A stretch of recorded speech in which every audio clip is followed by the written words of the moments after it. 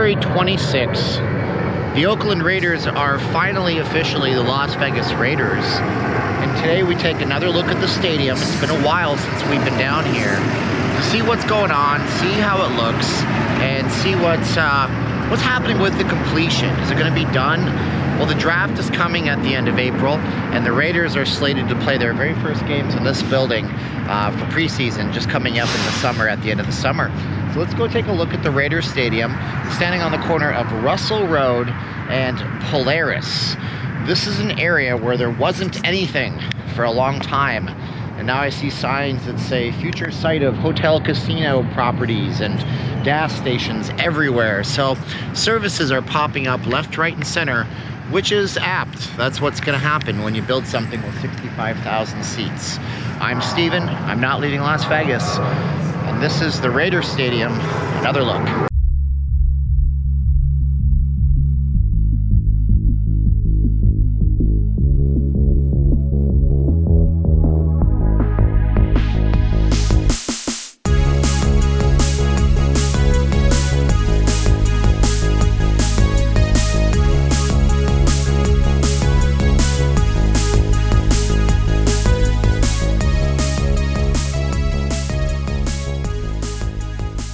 So it's Sunday morning, which means that today I can walk across the street against the light. I don't suspect that's going to be the case when football season starts, and this road right here will be one of the busiest roads in the city. Not to mention Hacienda, which is on the other side, which leads down to the Mandalay Bay. It begs the question about how incredibly busy this will be right here once everything fires up. We do have parking lots that claim their zone for hotel properties. I'm sure that'll be an easy sell, although heaven knows how much they actually want to charge for this land.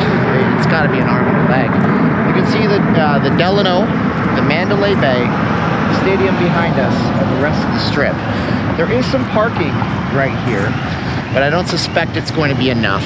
As we all know, parking is a big conscientious issue here at the stadium. So it's going to be really interesting to see what actually happens in terms of game day. Had to wait for that truck to go by, don't you know?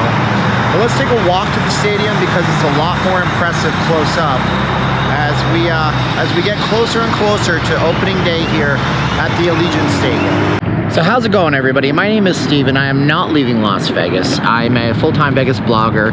I'm originally from a town called Calgary, Canada, but I've been living down here for the better part of 15 years. Now, everything I'm going to tell you is hearsay and speculation. And why is that?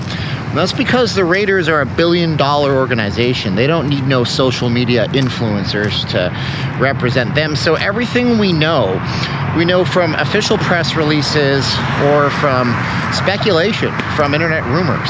As we walk over here, we can see clearly we have a lot of different sidewalks being poured. They have what appear to be like bollards. I think these are just going to be really heavy metal poles that they put into the ground right here. Although that's not really going to go to stop any cars from pulling up on the sidewalk like the ones on the strip. So more construction, more concrete, more asphalt being poured. And there it is. There's the stadium. I'm approaching it from this side today, so you guys get a well-lit angle of the actual stadium itself. It's early morning, so the sun really plays with your angles. Let's go take a look. We're going to walk around the front as well, see the big huge balcony door that they're installing, and see what that roof looks like inside, because that's the big issue here. Will the roof be ready? Will they raise the roof? You know, raise the roof. Gosh, I know it's terrible, right? My bad jokes.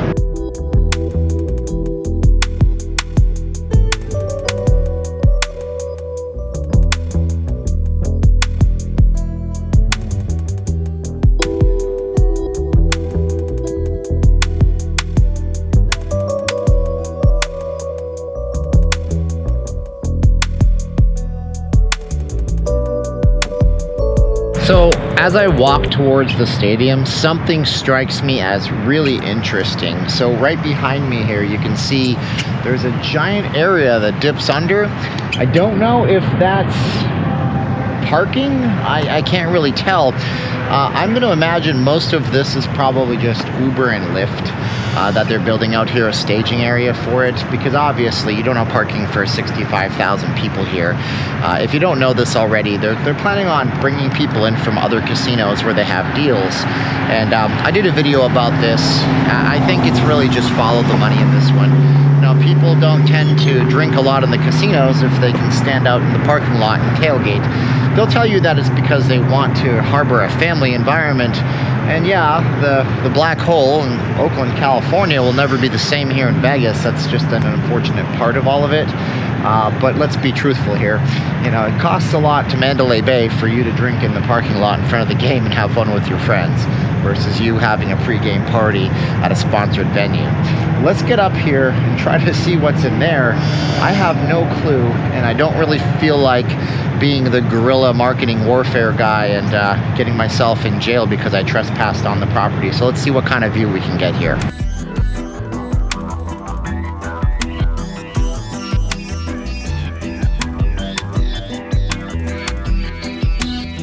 It's really hard to say. If I had to guess, I would think that quite possibly that's some kind of an entrance down there, because they do have stairs and it looks like a public plaza underneath. I don't know. I do know that in a previous video I talked about how the grass is going to roll in and out of the actual stadium itself, so it'll be outside growing 90% of the time. This isn't the only NFL stadium or venue that does this. There's other stadiums that do that as well. The roof isn't glass, it's a type of translucent material, so we'll go take a look at that right now. We're getting closer to the stadium itself, so let's go and see what that looks like. We have way more traffic and crowd control in the front right here that we're looking at, and they're actually starting to install the palm trees. Fun fact about palm trees, they're incredibly expensive. They do not grow natively in Nevada whatsoever, and they cost about $50 a foot. So your 10-foot palm tree is $500 and a 20-foot one is thousands of dollars. And that actually might be wrong. That's just what I got told by a construction guy on the strip when I saw them rescuing a palm tree for a hotel they were renovating. He said they're very expensive. They take a long time to grow and they have to come from somewhere else. So, oh look, it's a stadium.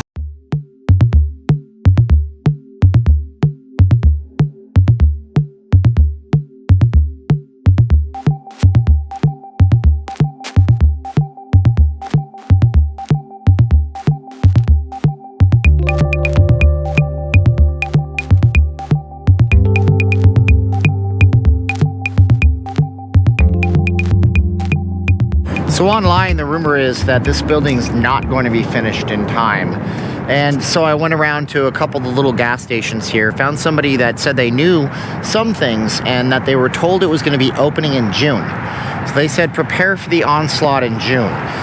It also strikes me as interesting that there's really no workers here. You don't hear the machines running. There's not a lot of construction happening. So it's Sunday. If they were really all that worried, you have to imagine that they would be full bore construction 7 days a week. So maybe June is a good estimate. I imagine there'll be some kind of a christening. And one thing that strikes me as interesting, look at all these little industrial parks behind me. Can you talk about sitting on literal gold mines? You know, I'm sure they want to make this into an entertainment district. I bet you that there are investment firms and people here that will pay hundreds of millions of dollars. Some of these buildings date back as far as the 60s and the 70s in this area. So could you imagine a really cool entertainment district out here? You know, a place where you could got bars and pubs and restaurants and nightclubs. Right across the street from here, hotels, casinos. I mean, I'm sure it'll happen, but who knows how long these guys will hold out before that can actually become a reality. Or maybe they just raise it all and make the parking happen, but I sure hope not. I'd love to see some more amenities and things for the stadium. Let's take a look at the big door. The Al Davis Memorial Torch will be by, and see what that looks like. As we walk around the front, you can see the strip behind me. Thank you guys so much for watching the videos. It's awesome that you're here with me.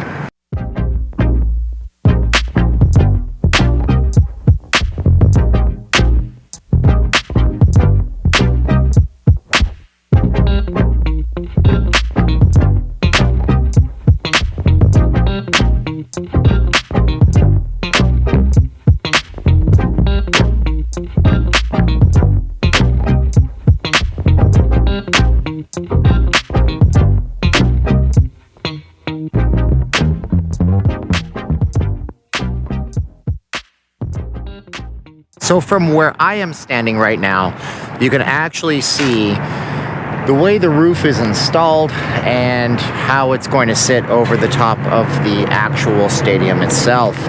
We can also see that the door itself is not completely translucent. It's actually a tinted black type of glass. I gotta wonder if the tint is gonna show through a whole lot from inside the stadium, and whether or not that's gonna kind of impede the view of the strip behind me. But it's still impressive to look at. I don't see any signs of where the actual torch is being installed, but we can see that this is shaping up to be something special indeed. So let's walk around the front of the building itself, take a look at the other side facing Las Vegas Boulevard and the Strip and the interstate, and take a look at the infrastructure they're trying to build.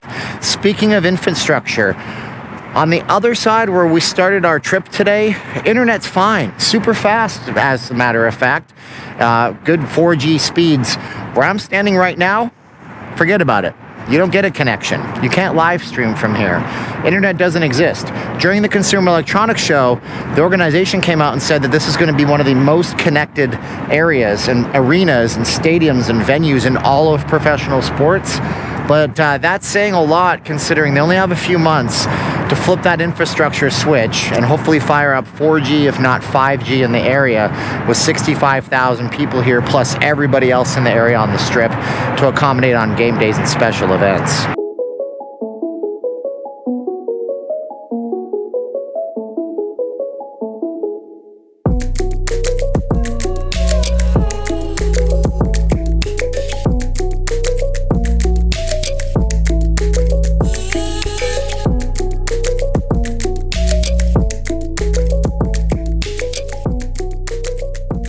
Something else that's cool to point out, snow in the distance. Yes, we have rain and we have snow.